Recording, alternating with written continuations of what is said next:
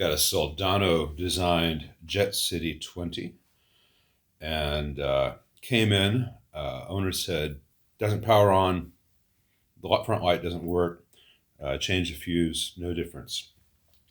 Well, it did power on, though the owner would have no way to know that. The LED broke. I'll talk about that in a minute.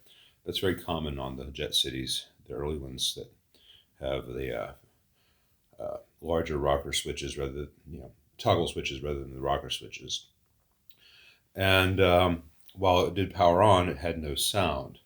And I did a whole bunch of troubleshooting on this, and I'll show you some excerpts. The bottom of the board had a lot of bad solder joints, and I reflowed those. And that did not fix the problem, but it does give me a bit of peace of mind. The problem I discovered after much head scratching and thinking about what could be causing it was that the treble pot had what I believe to be tin whiskers in it. So when the board was out, it made sound. When the pots were not tight to the chassis, it was intermittent. As soon as I tried to tighten the treble pot to the chassis, the sound went away. And what that was tin whiskers inside the pot from one of the signal path contacts to the shell of the pot, the case. And once that hit chassis, it was grounding out signal.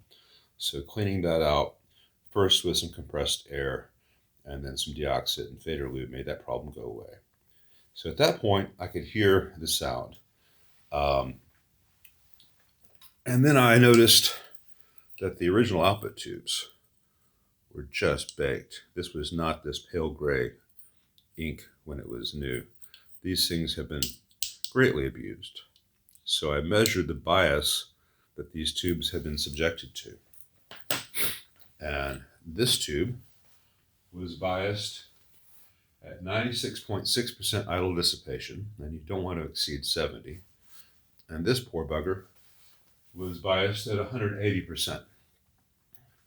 And I cooled that way down. Someone had maxed out the bias trim pot. Don't touch that if you're not a tech. If you don't know what you're doing, never touch the bias pot. And the bias pot in this app has a pretty wide range, so you could set it to nuke, and someone did. I cooled it off, but at that point, this tube was at 27%, this tube was at 50%. So those tubes are no longer matched. There was a big hum. I put in a test pair of my own EL84s temporarily, and it's biased at 50% idle. When I get the real tubes in that are going to go home with it, I'll set it more precisely. But now I know that we're not going to have a risk of fire. So we had the nuked bias killing output tubes. We had tin whisker cutting out the signal. We've got a bad indicator LED. I'll show that in a minute. And now at this point, the amp works, but this is with the guitar volume rolled off, a very noticeable buzz. Now that's with the master on 10. If I turn it down to like 7 or 6, that buzz goes away.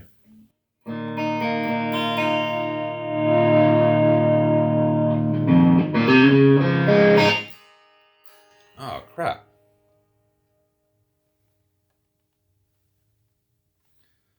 I thought that was fixed. Well, let's see if it's that pot. Let me loosen that treble pot again. Yep. All right. So something is funky in that pot beyond a tin whisker. So I need to change out that treble pot because I can make this amp go on and off now. It was fine before, and I tested it for like 30 minutes last night before I said I'll just do that in the morning. And so whatever I blew out and cleaned out last night, when it dried back up, we're back to that short condition.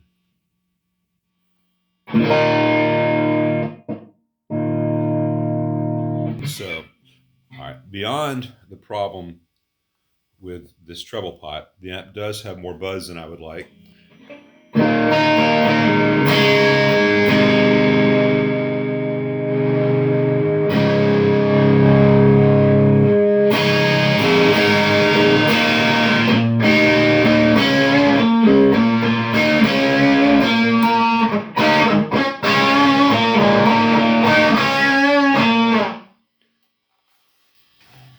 just don't think it should have that much buzz. And that might be the old mishmash of Chinese and other generic type preamp tubes. The issue I run into amps like this is these things were like $350 new. So, I tell the owner, all right, congratulations, you need $80 worth of tubes, and that's going to be 2 hours of labor to fix this. Where does the math end up? I will say that even if it costs the guy $250 to have this thing fixed, aside from the bad LED in these things, you cannot buy another amp really that does these sounds at this price point. $350 is just a really artificially low price point. And as far as a PCB amp goes, it's really well designed and it's fairly well built, with the exception of the 4-5 radio electrolytic caps. Every other cap can be, and every other resistor can be changed without pulling the board if you need to.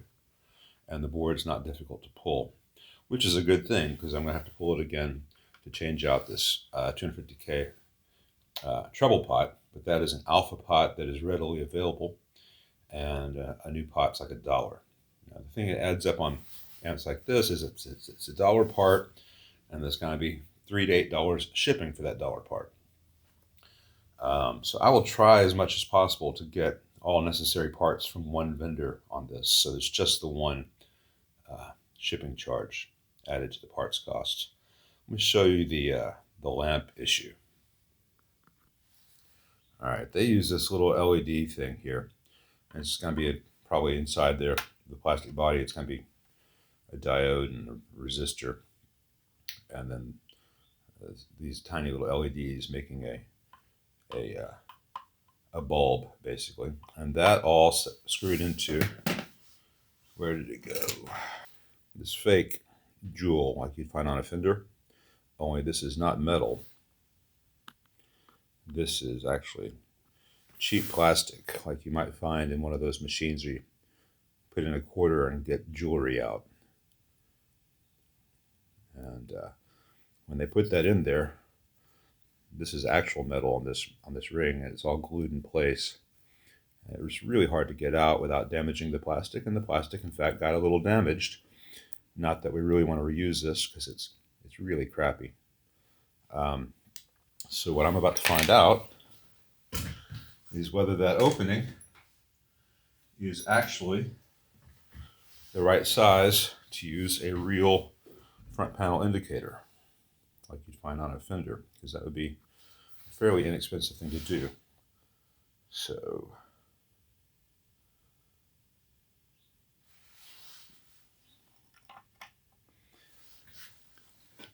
it is just barely smaller than the 11/16 that a real one is. But I think if I'm very careful, I'll tape it off first, I can enlarge that to the proper 11/16 and get a traditional Fender style in there without chewing up the steel. So it's a good and bad thing that the chassis on this actually is steel rather than aluminum.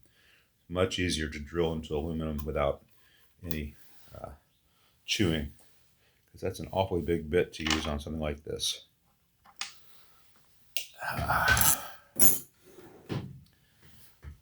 They saved a tiny little bit of money on that lamp, that fake real lamp. So I shall put it to the owner whether he wants me to try to do that, or whether he just wants to, I can put it back in place and let him know that it just doesn't work. The amp power is on, but there's just not going to be any indication that it's actually working. And I'm sorry about that, but I did not choose this unobtainium part. I'm sure Jet City bought 5,000 of them, but I cannot find that at Mauser or DigiKey or any place. And Jet City, I've numerous searches I did last night for Jet City replacement parts, LED lamp, etc., nothing came up.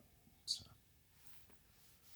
maybe I'll call them and see if anyone there is nice enough to send one before I drill anything out and talk to the owner. But I'm kind of not presenting to you a video about what I'm going to absolutely do on this, but it's kind of also the process of how to fix this well and how to fix this inexpensively wherever possible, where that doesn't involve cutting corners. Because I know that I have the jewel base for this, and it's like $7. And I can get a blue jewel for like a couple bucks, and no reason not to use a standard bulb on this. But it does involve the drilling out and the potential of a ragged hole. So I'm not just going to rush and do that until I see if Jet City might actually sell these damn things. And I don't mean damn things because it's made in Asia. The phone that I'm recording all this on is made in Asia. Odds are the computer or phone that you're watching this video on was made in Asia. And there's nothing wrong with a Samsung Galaxy or iPhone or Mac workbook or whatever PC you're watching it on. But any manufacturer or any country manufacturer, they build what you ask them to build. And so when someone says, make me something really cheap, they're on that.